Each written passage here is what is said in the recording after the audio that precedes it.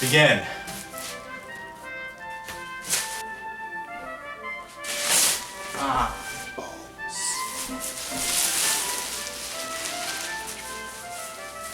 I tried being classy for once. As you can tell, it didn't work. Got a hole in the sheet. Why are you falling? Don't. Jeez. Oh, jeez. So here we are again. Another computer build. Looks like it. And look guys, this time I have an i5. The i5 6400, 2.7 to 3.2 gigahertz. Full 4 physical cores, unlike that i3 baloney you guys were really upset about last time. We also got the MSI H110M Pro BD. MSI, you probably know, unless you're new to this channel, is my favorite brand for motherboards and graphics cards. So I'm using that as our motherboard. We've got 8 gigs, a single stick of 8, no fancy spreader, however it is a nice black PCB from g.skill. G.skill, I think it's the NT, high performance memory. We've also got a whole terabyte of data. I know there's no SSD in this build, however this is a nice 1 terabyte, 64 megs of cache from Seagate, 7200 RPM of course, for lots and lots of video files and games. We've got a 500 watt power supply from EVGA, is 80 plus bronze certified, plenty of juice for anything today. Okay, you guys are like, what the heck is that, Cam? That's not new. It's a GTX 660, 2 gigs of GDDR5. You can get these on eBay for pretty cheap. If you want something more modern, for about $200, because that's how much this retailed for when it came out, you can go for something, the 1060 3 gig. It's about 220 bucks. I know it's not a full 1060 because it has some cut shaders, but whatever. It's like a 2% difference in FPS. You're fine. Chill. Lastly, we've got the, what are you, Xeon 560 Black. And there's also a white version of this, but that was out of stock. This one, however, was in stock. $40. I've done a full review on it, including a build inside of it, and you can check that out right there. Solid build for 44 bucks after shipping. I think 43 actually. So let's get started. First thing we're gonna do, only thing I've actually used so far is the power supply and graphics card and hard drive. I know those work for a fact, but we have to see if the system posts. So we're gonna have to test the CPU, motherboard, and RAM now.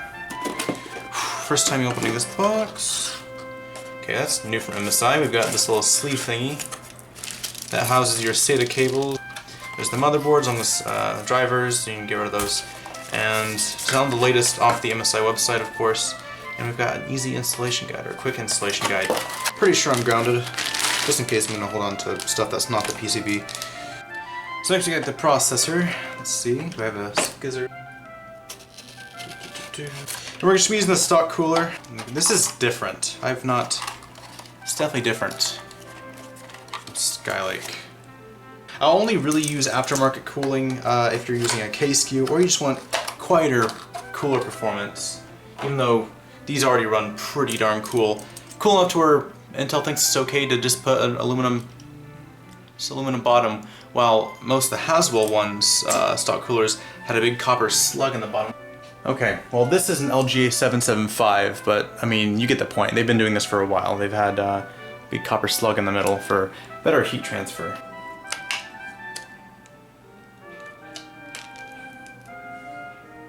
Look how fancy that is.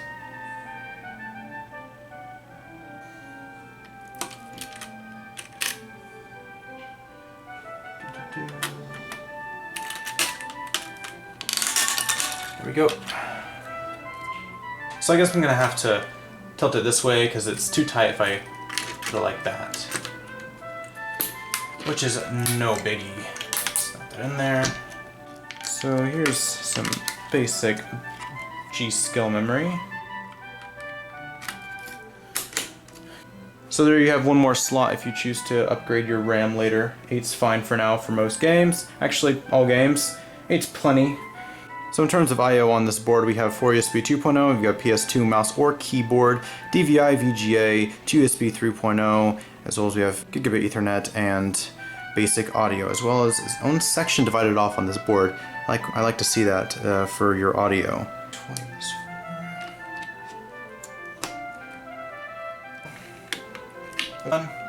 So instead of pressing a power switch, we can just short the pins. In fact, this board gives me a little diagram of said connections. So we see where the power switch is according to right here. And there we go. We got a little red light right there. Fan spinning. See if we get a post on the monitor. And there we go. That says CPU memory changed. Oh no! And that means we did a good thing. So, F1 to run setup. There we go. That's all black and white. Assume that's normal. We've successfully gotten to the BIOS. That means everything's working right here. Congratulations, we did it. Break out into that Dora theme. We did it! I brought up the case, the Xeon 560 Black with a one blue LED fan. So this case, just to break it down for you, $40. You get glossy metal, tracks fingerprints and hairs. But she's a looker. She's a looker. So on the inside here, again, we have the SSD slot. SSD will be mounted on the other side. This is the only part that I really noticed flexing. So the side panels, on the other hand, there's no flex like I have seen in other cases, so you can see yourself. So in the front, we've got our power switch, reset switch, two USB 2.0, headphone, microphone, as well as USB 3.0. Or, in case your motherboard doesn't support USB 3.0, there is just an adapter for that. Not an adapter, but it can branch off onto just the USB 2.0 instead. Say if your board doesn't support it, it'll still work. That port up there, it'll just act as 2.0 speed. We also have pre-installed black brass standoffs. Let me go ahead and grab the hardware out of here. Have I already? I already have. Cool. Let's see what's in here. We've got 5 zip ties. We will be using these for cable managing. In the back, there's not a ton of space for cable managing in the case. However, we will try to make do, because that's what we do. Just like that. Drive, that is. You've got these. There's 8 of these. I think there's 9. You got 1 extra. These are the they're like hex screws, except they have a more of flat, longer cylindrical piece, and those are the ones that go through here. Also, you have these hex screws. I'll be using these for the power supply, even though the power supply does come with 4 as well. These can be used for the SSD mounting, 4 of them for the SSD, and then the motherboard. Or whatever. Just don't break it. Weird case. The cloth you've ever seen. That's thermal paste. However, there are some clean sides. Ow. Oh my god, that's bad. Watch out, I just sliced my finger open. That's a perfect cut. Do you like blood? Hopefully you're not squeamish. Because I just cut my finger. I'll be right back. I'm deducting points for that. It's not very nice. I think it was this right here. I put my hand in and just sliced my finger right here. So watch out for that, guys. It's an old case. Make sure you don't contract any diseases from rusty metal. Or Zika or something. You don't want the Zika. That's bad. It's bad news. Make sure you line the holes perfectly fine. And that might have snapped it in. Kitty, meow, you're cute. And you wanna be nice to your components. Fan side down.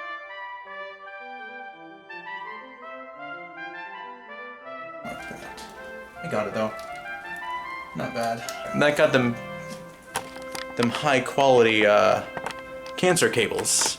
That's what the cool kids call them. Your cables from, so I assume you can use these up here. Now again, you don't have all the room to mount your cables, so we'll try our best. Okay. Now if you're really confident that you don't need this USB right here, snip this off, because it'd be irrelevant at that point. So here we've got 2 USB ports, and that'll go right into a JUSB 1. Wait, is there only 1 USB? Yeah, the pins for JUSB 2, it says it right there, but it's missing. So right there. So what you do, you take the HD audio. You see the AC97 connected to it, toenail clippers, and you just kind of snip it off. That's what you do. So I got an HD audio right there. Okay. Next we've got these. Luckily, you don't have to look at the manual because they're right here. Tells you exactly where to put everything. I'm gonna zoom into that. There we go. So we've got our hard drive LED down here. Also a reset switch down here. The art of cable managing it's a tricky one. Either you have the knack or you don't. I'm one of the ones who one of the ones who can't. Again, 2 gigs of GDDR5. This is the overclocked version from MSI, so it's I think clocked over a gigahertz. Or you need to get afterburner, overclock a little bit, and you'll be fine. This thing stays pretty cool, so I remember. You've got a display port, HDMI to DVI. There, snaps in. Looks fine. You've got 2 slots right there. This one allocated for the screw it comes with, but the bottom one, we'll choose a hex screw because we have a couple of those left. It's your AC97. You don't need that ever again. This is the matrix. So you just line it up. Holes, I think, line up perfectly right there. So you get this. That was the back fan. Here's the front fan. This can actually just stay tied up. That's fine. We don't need it. It can stay tied up. So there's your optical drive. If you're still living in the 1800s or whenever these things were a thing. Never passed history class, did I? Need that slack. Yeah, that works perfectly. See what I did there? I just kind of folded that cable downwards underneath, and it's still plugged in perfectly fine. So you got one hard drive. Drag the hard drive first. You want to do that. Definitely.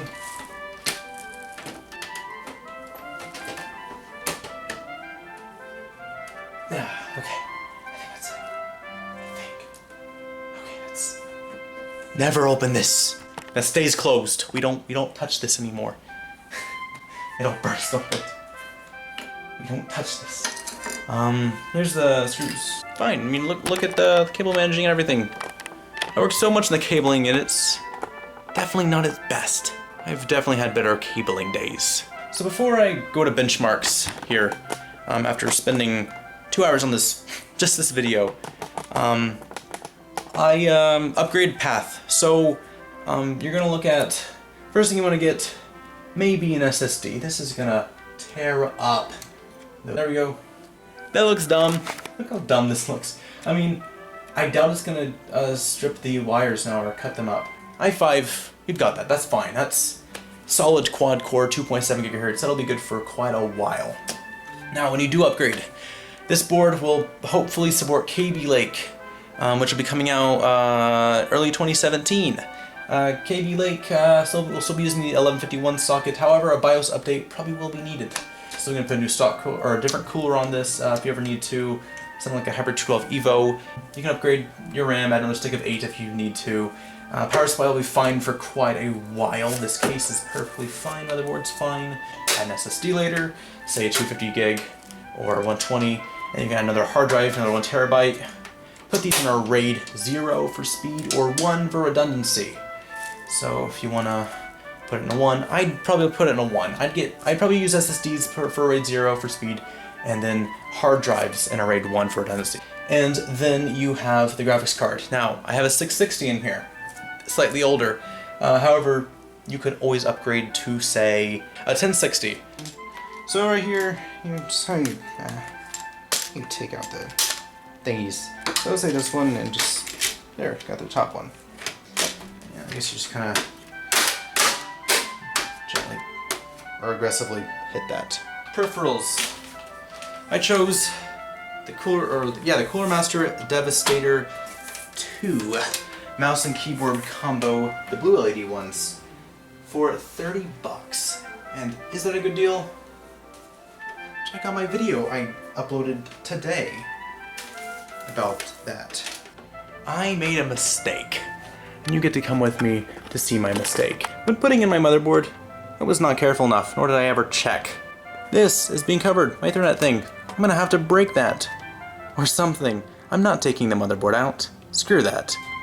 So, the way to fix that is we simply get a screwdriver, pull this piece out, And tell him to bugger off. So I'm just gonna push him aside for now. He's fine. Now headphone-wise, I chose something that I use personally. Logitech G430s. Let's be honest, they're 40 bucks. Not the best in the world. You have a mic. You've got headphones. 7.1 surround, which is nice. However, they do get uncomfortable after a little while, after long wearing sessions. But I do use them every single day. Okay, here's the moment of truth. See if anything I did even mattered. There's the power button. Boom, there we go. Okay, Windows is loading. Look at that.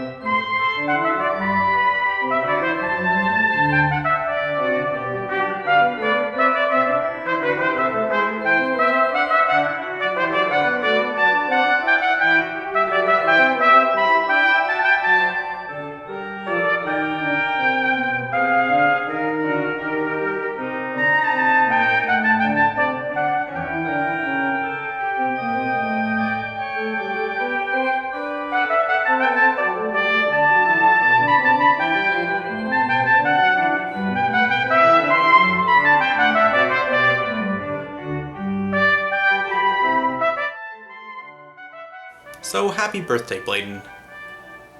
Here's your new computer. In case you couldn't tell, that's yours now. So if you have any questions, just ask me. Hope your computer serves you well, and I'm always open to help. So in case you have no idea what to watch next, I'm gonna have 2 videos I already uploaded today.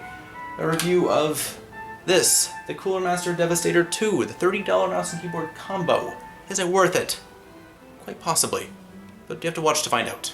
Maybe you'll care about the case I reviewed already. So this thing, I put a different build inside of it, talked all about the case, everything I liked about it. It's a great $42 case. You cannot, well, you can go wrong with $42. $43 actually after shipping, or whatever. There's a PC part picker link in the description of everything I bought and the price I bought it at.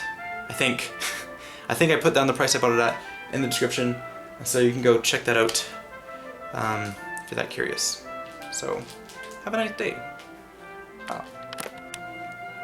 Kitty, I'm talking to you. Look at me. Hey, kitty. Love me. Love me, kitty.